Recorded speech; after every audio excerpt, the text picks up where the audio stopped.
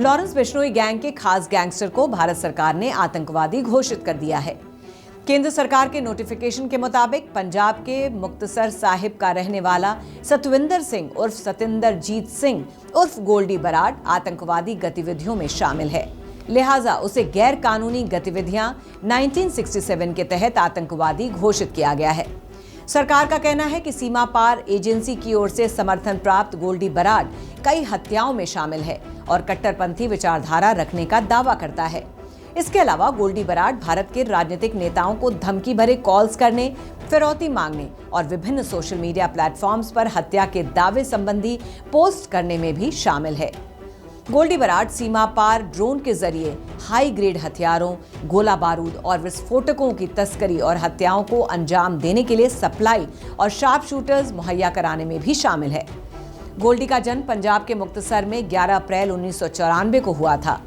Goldy Canada के शहर Brampton में रह रहा है और वहीं से आतंकी गतिविधियों को अंजाम दे रहा है। गोल्डी बराड़ और उसके साथी पंजाब में आतंक का माहौल बनाकर टारगेट किलिंग और कई अन्य राष्ट्र विरोधी गतिविधियां करके शांति भंग करने की साजिश में शामिल है। मई 2022 में अंतर्राष्ट्रीय एजेंसी इंटरपोल ने गोल्डी बराड़ के खिलाफ रेड कॉर्नर नोटिस जारी किया था। गोल्डी बराड़ अगस्त 2017 में स्टडी वीजा पर कनाडा गया था। पंजाब पुलिस के रिकॉर्ड के मुताबिक गोल्डी बराड़ पिछले 10 साल से अपराध की दुनिया में सक्रिय है और लॉरेंस बिश्नोई के बेहद करीबी है। गोल्डी बराड़ 29 मई 2022 को सिद्धू मूसेवाला की हत्या के बाद सुर्खियों में आया था। उसने सोशल मीडिया पर पोस्ट करके दावा किया था कि उसने ही मूसेवाला की हत्या की है। पंजाब और चंडीगढ़ पुलिस की नजर में गोल्डी बराड़ अक्टूबर 2020 में आया।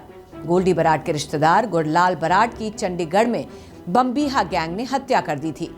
गुरलाल पंजाब यूनिवर्सिटी की स्टूडेंट यूनियन सोपू का पूर्व प्रदेश अध्यक्ष था। सोपू पंजाब यूनिवर्सिटी का एक छात्र संगठन है। पुलिस के मुताबिक गोल्डी बराड़ को गुरलाल बराड़ की हत्या के पीछे गुरलाल सिंह भलवान पर शक था। गुरलाल सिंह भलवान फरीदकोट की युवा कांग्रेस का अध्यक्ष था। 18 फरवरी 2021 को गुरलाल सिंह भलवान की 2 लोगों ने दिन दहाड़े गोली मारकर हत्या कर दी थी। इस मामले में गिरफ्तार आरोपियों ने पूछताछ में बताया था कि गोल्डी इस मामले का मास्टरमाइंड है, जिसने गुरलाल सिंह भलवान की हत्या के लिए वाहन, हथियार, शूटर्स और रहने की व्यवस्था की थी। जिस वक्त गोल्डी ने यह हत्या करवाई वो कनाडा में बैठा हुआ था और वहां से बैठे बैठे उसने इस कत्ल की वारदात को अंजाम दिया।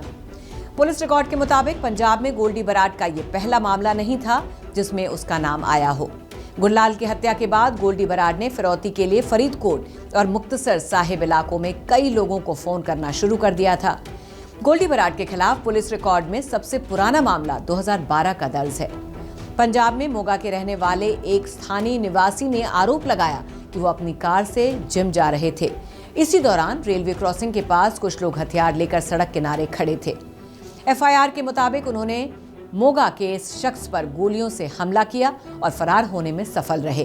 2013 में अबोहर के रहने वाले राकेश रिंगवा ने आरोप लगाया कि गोल्डी बराड़ और 2 अन्य ने कथित तौर पर उन्हें बंदूक की नोक पर अपनी कार में खींच लिया और धारदार हथियारों से हमला किया। इस मामले में भी गोल्डी बराड़ को बरी कर दिया गया था। संगीन मामलों में एक मामला वर्ष 2020 का है, जब गोल्डी बराड़ के खिलाफ पंजाब के मलोट में रंजीत सिंह की हत्या का एक मामला दर्ज किया गया था। इस मामले में गिरफ्तार आरोपियों ने भी गोल्डी बराड़ को ही इस हत्या का मास्टरमाइंड बताया था। गोल्डी बराड़ लॉरेंस बिश्नोई के नाम पर वसूली करता है और फिर इस पैसे को विदेशों में इन्वेस्ट करता है। एक अंदाजे के मुताबिक लॉरेंस बिश्नोई गैंग में इस समय 700 से 800 शूटर्स हैं। गोल्डी बराड़ गैंग में नए लड़के भर्ती करने और उनसे वारदात कराने की प्लानिंग में शामिल रहता है। सोशल मीडिया की मदद से गोल्डी बराड़ गैंग में नए लड़के भर्ती करने का काम करता है। गोल्डी के खालिस्तानी आतंकी संगठन से भी गहरे रिश्ते हैं। पंजाब में हिंदू नेताओं की हत्या का आरोप भी गोल्डी बराड़ पर है। वो पाकिस्तान से हथियार और ड्रग्स मंगवाता है और उन हथियारों का इस्तेमाल पंजाब में आतंकवाद फैलाने के लिए करता है। गोल्डी के आतंकी घोषित हो जाने से कनाडा पर उसे वापस भारत भेजने का ज्यादा दबाव बनेगा। अगर किसी शख्स को आतंकवादी घोषित कर दिया जाता है तो उसे गिरफ्तार करना उस देश के लिए जरूरी हो जाता है जहां उसने पनाह ले रखी है। गिरफ्तारी के बाद उसे डिपोर्ट करने के चांसेस भी बेहद ज्यादा हो जाते हैं। गोल्डी को आतंकी घोषित कर भारत ने न केवल गोल्डी के अपराधों पर लगाम लगाने की कोशिश की है, बल्कि कनाडा की छवि को भी नुकसान पहुंचाया है। तो फिलहाल की इस खबर में बस इतना ही। बाकी खबरों के लिए देखते रहिए श्रेष्ठ भारत। श्रेष्ठ भारत पर खबरों से जुड़े रहने के लिए चैनल को सब्सक्राइब करें, बेल आइकन दबाएं और देखते रहें श्रेष्ठ भारत।